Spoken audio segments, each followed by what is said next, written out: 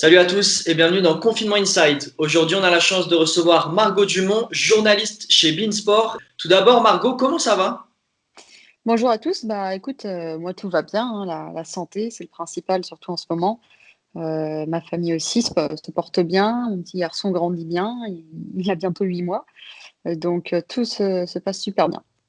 On est en plein confinement et c'est pour ça aujourd'hui qu'on se retrouve. On voulait évoquer bien sûr ton quotidien, mais juste avant, bien évidemment, revenir sur ton amour pour le football. On disait que tu as été ancienne joueuse, on voulait s'intéresser à ça aujourd'hui. Raconte-nous un peu à quel âge tu as commencé le football et jusqu'à ton parcours, jusqu'à aujourd'hui chez Beansport.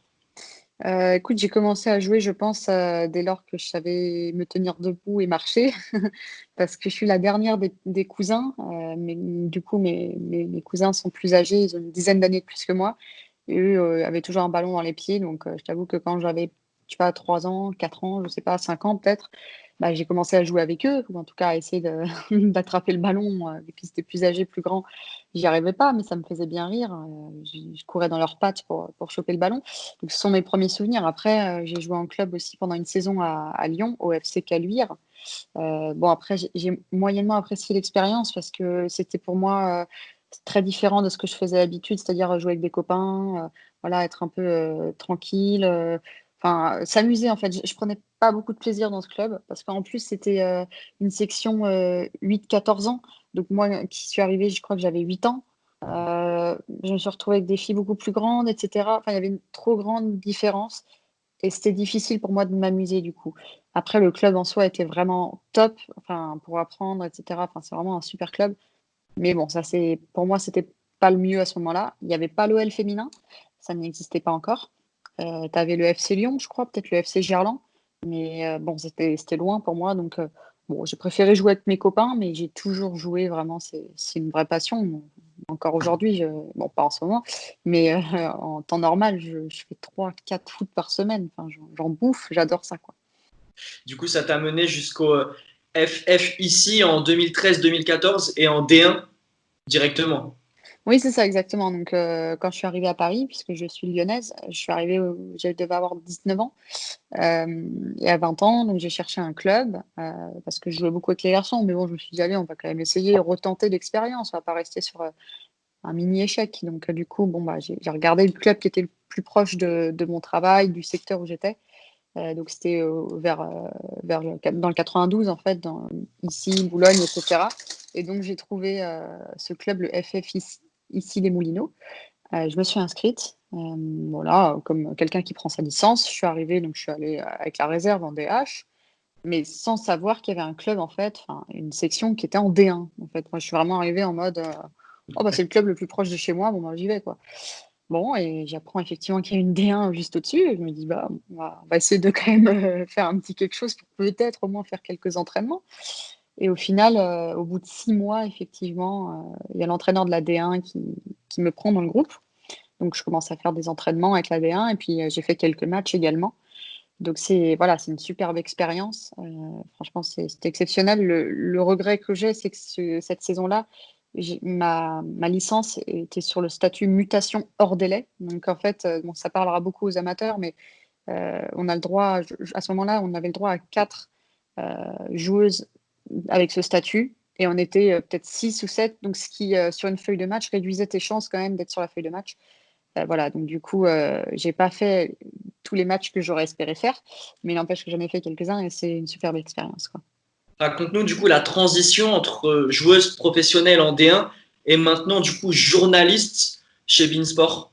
Comment ça Bah, s'est déroulé? il y a pas eu vraiment de transition parce que l'année où je signe au FF ici, c'est l'année où je signe aussi un contrat à Bein. Donc je me retrouve bah, à travailler toute la semaine, à m'entraîner tous les soirs et puis le week-end faire des déplacements dans toute la France. Voilà, pour jouer, ou en tout cas essayer. Et du coup, je t'avoue que cette saison-là était éprouvante, était très compliquée. Moi, je me souviens même d'un retour de Rodez, on avait perdu là-bas, et on revient, et si tu veux, moi, la nuit même, enfin, on est arrivé à 23 heures au stade chez nous, enfin, on nous a déposés pour qu'on rentre chez nous à 23 heures, et à 2 heures du matin, je devais enchaîner sur une matinale à Beansport. Alors, si tu veux, c'était là, je me suis vraiment dit, je pense que ça fait un petit peu un déclic. Je me suis dit: «Là, il va falloir que tu choisisses, quoi». C'est soit, tu t'investis à fond à beIN, tu fais tout ce qu'on te dit ou bah, soit tu t'investis à fond dans le foot et bah, c'est peut-être un peu plus compliqué à beIN. Voilà, donc j'ai pesé le pour et le contre. J'étais pas forcément payée dans le foot féminin, donc on vivait de nos primes, en fait. En tout cas, moi, j'avais pas de contrat, fédéral comme certaines. Parce que c'était pas, une structure professionnelle, faut bien le préciser, hein, tous les clubs en D1 ne sont pas professionnels. Donc c'était compliqué, j'ai privilégié, le salaire et la passion aussi à beIN. Voilà, donc la transition s'est faite sur cette saison-là, je pense, et puis ensuite, j'ai continué un petit peu à jouer. J'ai retrouvé le club, FF ici, j'ai fait une saison en D2, il y a 2 ans. J'ai un peu réussi à aménager les choses sans jouer forcément beaucoup le week-end, mais du coup, je jouais en coupe de France, je jouais les coupes et cetera, je m'entraînais. Mais voilà, c'est très compliqué d'allier les 2, ça c'est sûr. On va revenir sur ton confinement. On a vu énormément de choses sur les réseaux sociaux, notamment ces fameuses parties de Mario Kart, avec notamment Bénézé, Manu Imoru qu'on a pu interviewer, qui disait que c'était le meilleur sur Mario Kart. On voulait clore ce débat. Raconte-nous un peu d'où est venue ces parties de Mario Kart et est-ce que c'est vraiment le meilleur à Mario Kart? Déjà, je réponds non tout de suite, comme ça on clôt le débat. Voilà, c'est pas du tout le meilleur. Mais écoute, pour te répondre, c'est au début du confinement, si tu veux, ils m'ont mis dans leur groupe, un groupe qui s'appelle Mario Kart sur WhatsApp, où il y a Pierre Boubi, il y a Manu Mourou, il y a Nico Bénézet, il y a Issam Ben Youssef, il y a Shakira Ladur, il y a maintenant aussi Mathieu Michel et Karim Ziani.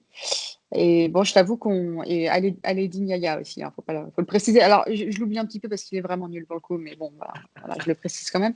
Et si tu veux, donc dans ce groupe, on rigole beaucoup. Je pense que plus que les parties Mario Kart, c'est vraiment dans ce groupe, enfin, on se tape des barres de rire. Parce qu'il y a, voilà, il y a beaucoup de chambrage, d'insultes, voilà, de blagues, de montage aussi. Enfin, c'est très drôle. Et donc, tous les soirs, depuis le début du confinement, à 21h30, on se donne rendez-vous donc sur la Switch et on fait des tournois ensemble. Donc, c'est des tournois de 12 courses. Et voilà, ça part dans tous les sens. Et puis, il y a un petit débrief entre chaque course. Il y a toujours une petite minute entre chaque course où ça débriefe et ça insulte, ça envoie des audios, tout ça. Donc, c'est très drôle. Donc, voilà l'origine un petit peu du truc. Et écoute, pour te répondre, Manu, à un moment donné, il était pas trop mal. Et là, je trouve qu'au niveau mental, tu vois, il se laisse un peu aller. Donc, bof. Moi, je commence à le battre facilement, donc c'est te dire. Après, le meilleur, en toute honnêteté, c'est quand même Pierre Boubi. Voilà, je le soupçonne un petit peu de mettre peut-être des codes ou tu vois, des cheat codes. C'est un peu bizarre. Tu vois, il y a des choses qui se passent qui sont un peu bizarres. Et après, écoute, Nico Bénézet, ça dépend. Il y a un jour où il est bien, un jour il est mauvais, un jour, il faut qu'il fasse à manger à sa femme, un jour, voilà, il a toujours une excuse en fait. Mauvais joueur. Et sinon, écoute, Romain Grange, que j'ai peut-être pas cité tout à l'heure, Romain Grange qui est pas mal aussi.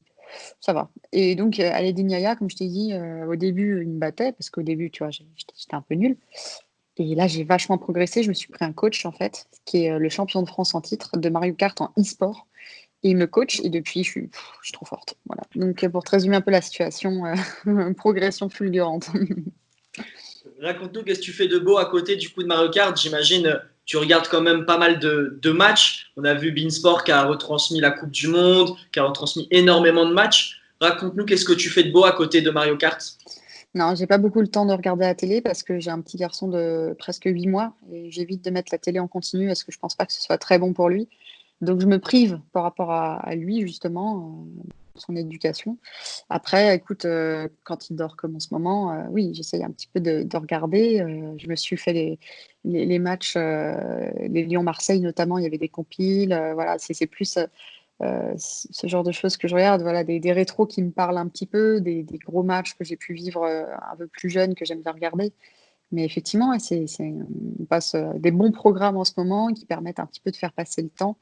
Après, je t'avoue que je suis pas hyper focus sur le foot en ce moment parce que, voilà, avec le petit et cetera, en plus, je m'intéresse un peu plus à l'actu quand même. Voilà, pour moi, il y a des choses, en ce moment un peu plus essentielles. Mais oui, de temps en temps, évidemment que je jette un œil, hein, c'est sûr. Et justement, ça me permet de revenir sur pas mal d'interviews qu'on a pu devoir faire. On t'a vu énormément sur les bords de terrain. Quel est le meilleur souvenir de ta carrière en tant que journaliste? Peut-être la meilleure interview Euh, J'imagine, voilà, à l'Euro, à la Coupe du Monde, vu que c'était pendant un mois, tu as vécu de très belles expériences. Quel est le meilleur souvenir pour toi, Margot? Oui, effectivement, les Euros, les Coupes du Monde, c'est quelque chose de super parce que pendant un mois, tu es, vraiment sous apnée, comme j'ai pu te le dire tout à l'heure. Voilà, t'es dans un autre monde en fait, hein. Tu suis ton équipe, tu as des émotions. Enfin, t'as un concentré en fait vraiment de tout en un mois qui est assez exceptionnel. Après, vraiment, si je devais sortir un souvenir comme ça, un souvenir précis, tu vois, pas un truc global, je te dirais peut-être la montée des Nîmois il y a 2 3 ans, là, il y a 3 ans. Voilà, c'était assez exceptionnel à vivre. Le coup de sifflet final, où en fait tout repose sur toi. Tout le monde n'attend qu'une chose, c'est d'entendre les acteurs. Donc c'est à toi d'aller courir partout. Tu as la foule qui arrive, c'est à toi de gérer le truc, de suivre les joueurs ensuite dans le vestiaire. Du coup, j'ai fini dans le, dans le jacuzzi. Ils m'ont balancé à l'eau. Donc c'est, je pense, voilà, un de mes meilleurs souvenirs parce que c'est vraiment là où ton rôle prend tout son sens, où tu es attendu, où il faut faire le taf et puis où tu vis aussi des émotions incroyables. Moi, les Nîmois, je les avais suivis un peu sur toute la saison. J'avais dû faire, je sais pas, 10 ou 15 matchs avec eux dans la saison, donc je les connaissais bien. J'avais vraiment des liens forts avec le staff notamment et certains joueurs. Et donc à la fin, pouvoir vivre cette montée avec eux, en connaissant tout le travail qui avait été accompli et puis faire un petit peu partie quelque part de l'équipe parce que tu rentres dans le vestiaire, tu es au milieu du cri de guerre, tu es au milieu des bouteilles qui volent, et cetera. Tu es au milieu des joueurs qui te lancent dans la piscine. Tu as ce côté vraiment insider que, tu vis, que très rarement dans ta carrière. Donc ouais, cette montée-là, elle était vraiment folle. Tout à l'heure, on parlait que tu suivais pas mal l'actu pendant ce confinement. Aujourd'hui, est-ce que tu as une passion à nous partager à côté du football? Passion à côté du foot, ouais, alors, ça peut faire débat, tu vois? Mais moi, je suis très engagée, on va dire, dans la protection animale. Voilà, pour moi, c'est très important. Alors, il y en a qui vont dire, voilà, il y a les il y a les pour, il y a les contre, il y a des gens qui s'en foutent. Bon, voilà, c'est leur droit. Mais pour moi, c'est hyper important. Tu vois? Enfin, par exemple, je mange, très peu de viande. J'ai vraiment enfin, par exemple, viande rouge, j'en mange plus du tout. Viande blanche, je pense que bientôt ce sera terminé et je suis vraiment dans ce schéma, dans le bien-être animal. Pour moi, c'est extrêmement important. Voilà, je donne à des associations, je communique pas mal aussi. Voilà, c'est quelque chose, qui me tient vraiment à cœur. Bon, alors après, est-ce qu'on peut parler de passion? Je sais pas, mais en tout cas, c'est quelque chose qui pour moi est très important. C'est bien de le dire. Est-ce que on entend beaucoup les associations en ce moment pour bien sûr donner des dons par rapport au Covid. Est-ce que tu as des associations à nous citer par rapport justement à la protection animalière? Oui, alors tu vois, moi je donne à l'association PETA, PETA, qui, est vraiment dans la protection, animale. Après WWF que tout le monde connaît et la fondation Brigitte Bardot également.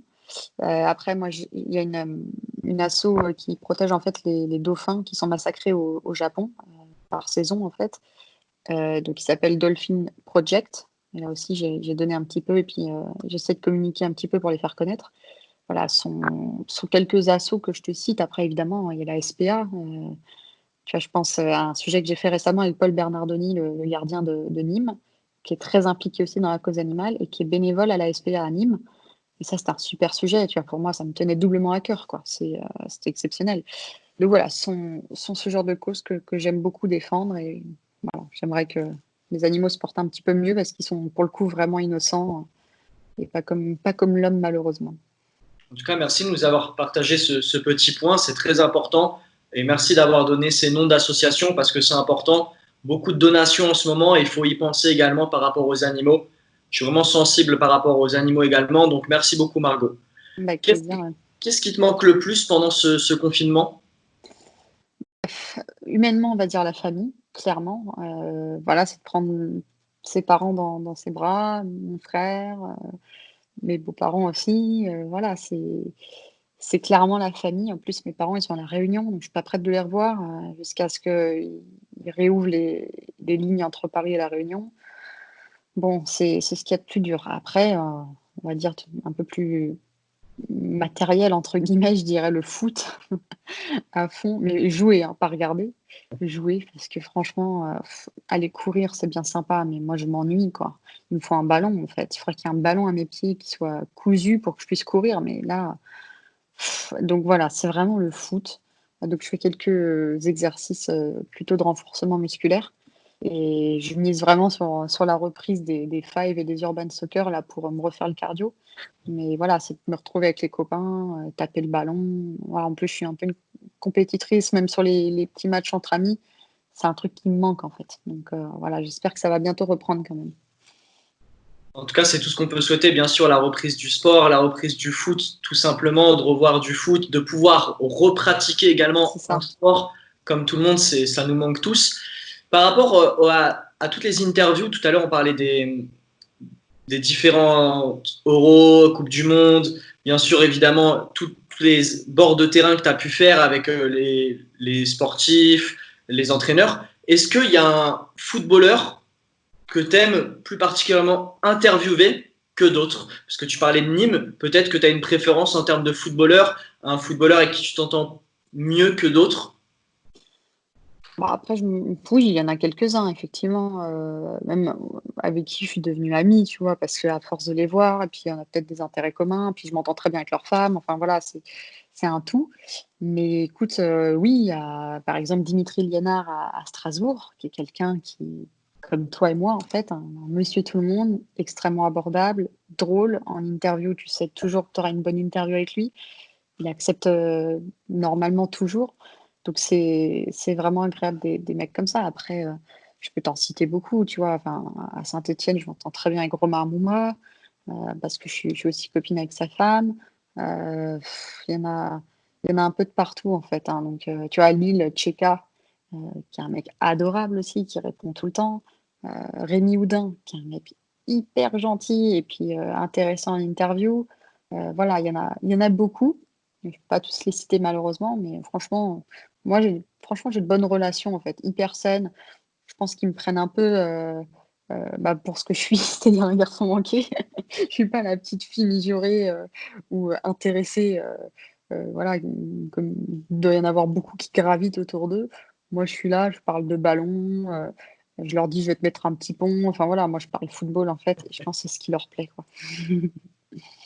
En tout cas, merci d'être revenu sur tes débuts en tant que joueuse, d'être revenu bien sûr sur ta passion pour le foot, d'être revenu bien évidemment sur ton quotidien pendant le confinement. Qu'est-ce qu'on peut te souhaiter, Margot, pour la suite de ta carrière? Et malheureusement, on n'aura plus de Ligue 1, plus de Ligue 2 pour cette saison. Qu'est-ce qu'on peut te souhaiter pour les prochaines années?